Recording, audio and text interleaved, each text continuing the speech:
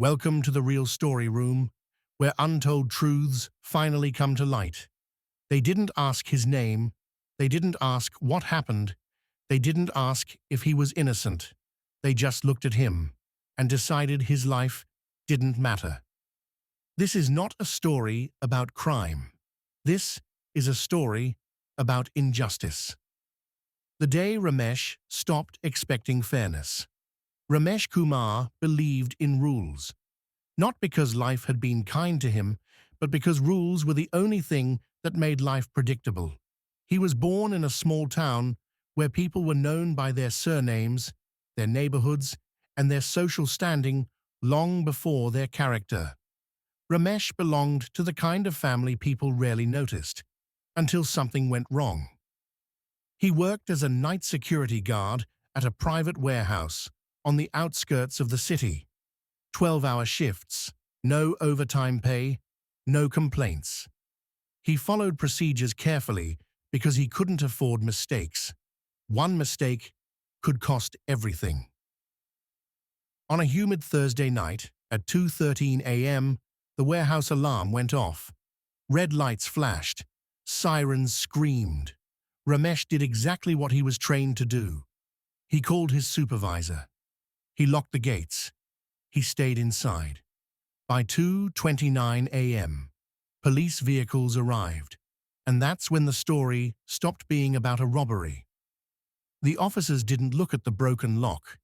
They didn't inspect the back gate. They looked at Ramesh, standing alone, brown uniform, old shoes, sweaty face. "Where were you?" one officer asked. "Right here, sir," Ramesh said. "I followed protocol." The officer laughed.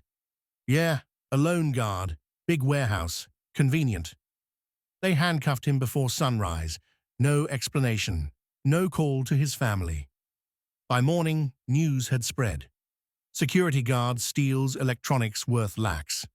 No trial, no investigation, just a headline. Ramesh's landlord asked him to vacate. His supervisor stopped answering calls. Neighbors avoided eye contact. People didn't ask what happened. They assumed. Inside the police station, Ramesh sat on a wooden bench for hours. No lawyer, no charge sheet.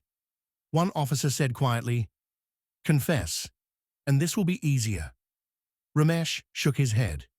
"I didn't do it." That sentence cost him 3 days in custody. What they didn't know was that someone else had seen the truth. A junior CCTV technician named Ayan had been called in to fix a camera near the warehouse 2 days earlier. He remembered something strange. One camera had been manually redirected. Not by Ramesh, from inside the system. Ayan hesitated. Speaking up meant trouble, but silence felt worse. He submitted the footage anonymously. It showed a delivery truck entering at 1:47 a.m.